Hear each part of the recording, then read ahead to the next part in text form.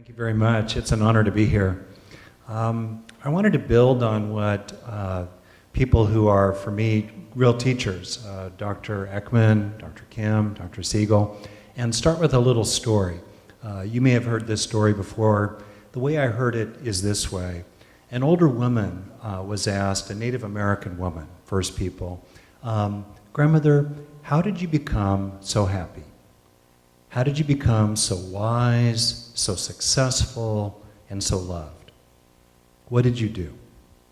She paused for a moment and then she said, I think it's because when I was young like you, I realized that in my heart were two wolves, one of love and one of hate. And I also realized that everything depended upon which one I fed each day. For me, that story always touches me because it helps me recognize that in my heart, and I think in the hearts of almost every person, is definitely the wolf of hate. The capacity and sometimes the inclination to envy others, to wish them ill, to dehumanize them, exploit them, use them for our own purposes, attack them, sometimes kill and destroy them. But also inside our heart, certainly, is this wolf of love. And everything depends upon which one we feed each day.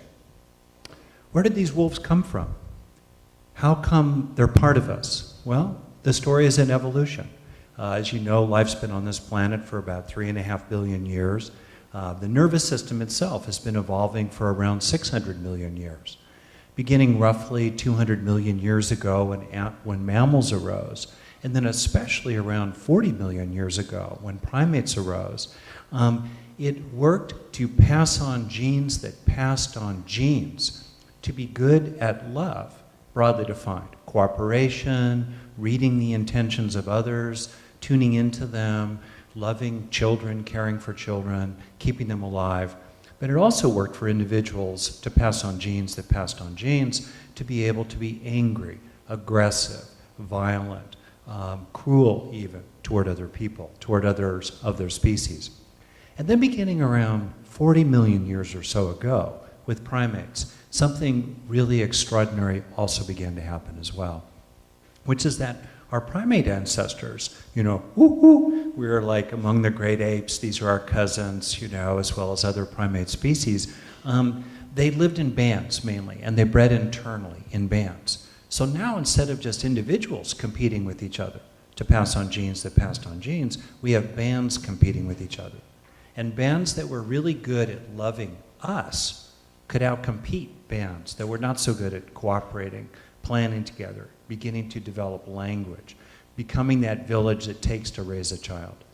But also, bands that were really good at hating them, at dehumanizing them, fearing them, and attacking them, also were more effective at passing on genes that could pass on genes.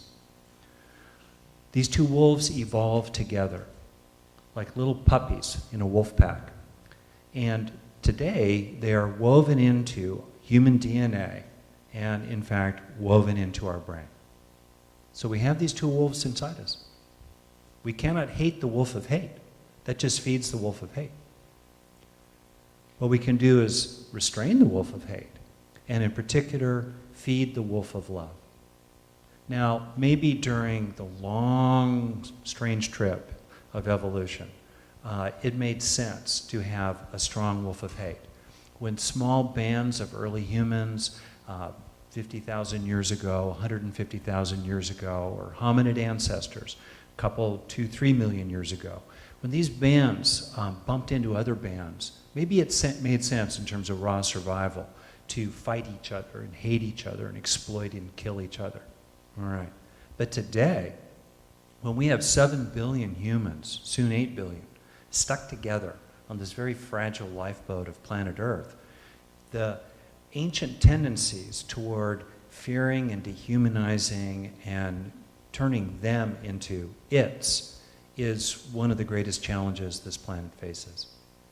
So what can we do about it? We can grow and feed the wolf of love inside ourselves. We can expand the circle of us to include more and more of them, Because if we don't do that, quoting one of the signers of the Declaration of Independence, in America, if we don't hang together now, we shall all hang separately. That's the challenge we face in the world today.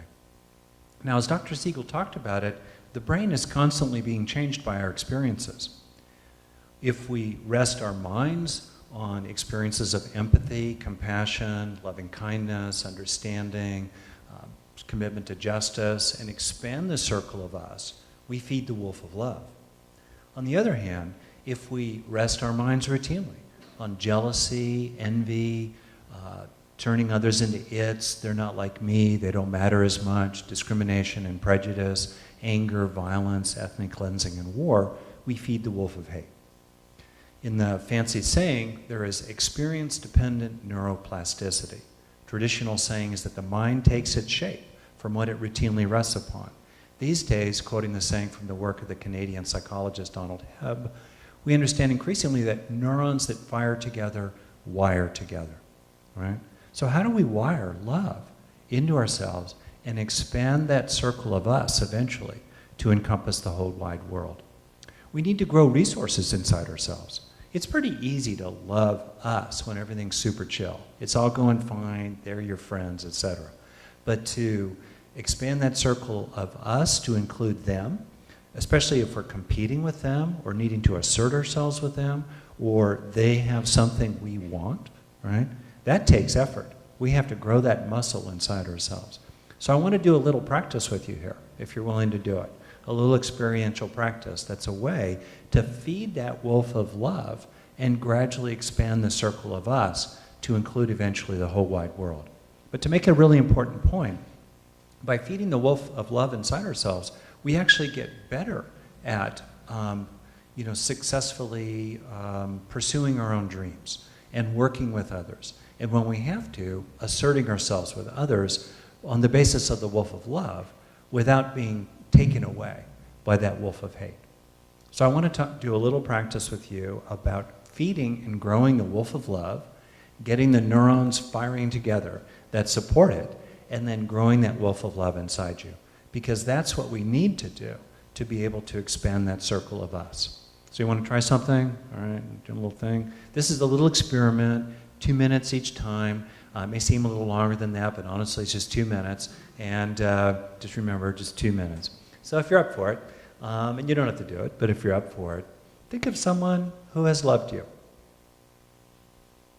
Could be a pet, your dog, your cat, friend, could be more than one person, could be a group of people. And as you think of someone who loves you, see if you're willing to be brave enough, to have the courage to let yourself feel something here. You can close your eyes if you like. You want to get the neurons firing together to gradually weave this wolf of love into the fabric of your brain and therefore your life. If your mind wanders, you can bring it back.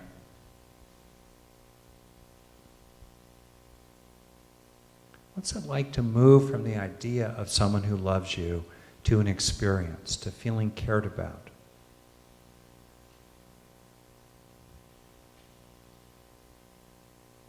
Feeling included.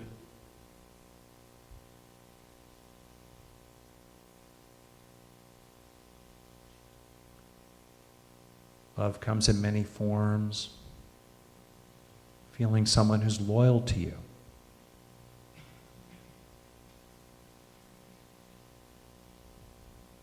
What's it like to feel liked?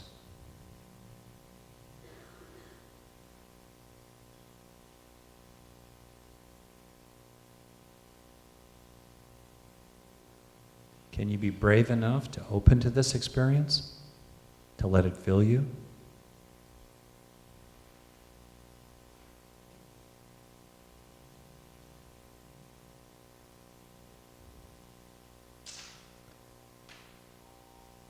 And then let's try a second experiment, all right? This time, think of people you love. Could be other beings as well, pets, people you care about, people you like. Here too, you're getting your neurons firing together, and you're feeding the wolf of love inside your own brain.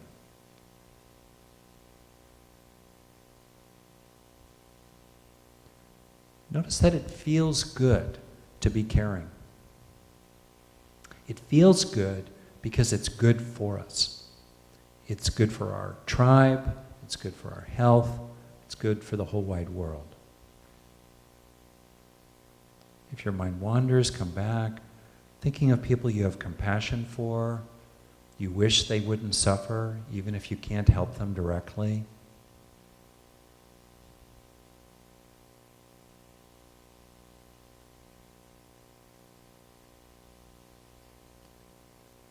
People you like, friends, maybe someone you have a very special feeling for.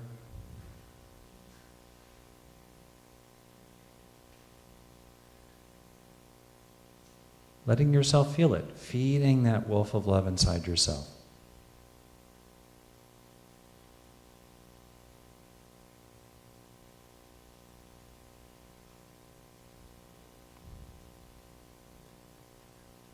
Getting a sense of your own good heart.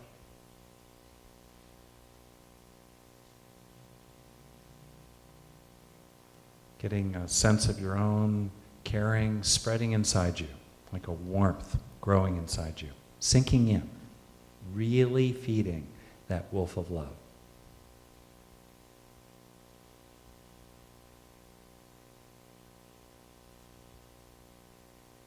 Okay, that's the experiment. Whatever happened, happened. Coming back. You know, it's easy to dismiss the power of these little moments. But as Dr. Siegel pointed out, the brain is so fast. Typical neurons are firing 5 to 50 times a second. You know, the refresh rate in the neural substrates of working memory in the brain, kind of like RAM from a computer in our brain, is about 6 times a second. The brain is really quick. Just hanging out, just marinating in, feeling loved for a dozen or 2 dozen seconds in a row, or feeling loving for a dozen or 2 dozen seconds in a row, really starts wiring that experience into your brain. On the other hand, resting in that wolf of hate, being angry at others, dismissing them, being mean to them, casting them out of the circle of us, that feeds the wolf of hate, and it makes that wolf stronger. It's on us. Which wolf will we feed each day? And it's these little things that really add up over time. It's easy to dismiss these little moments, but they make a huge difference in the brain. I want to close on a quotation from my own senior teacher, the Buddha, who said a long time ago, "Think not lightly of good, saying, 'It will not come to me.' Drop by drop is the water pot filled. Likewise, the wise one, gathering it little by little, gradually fills oneself with good." So may you and I and all beings gradually fill ourselves with good for our own sake and that of the whole wide world. Thank you.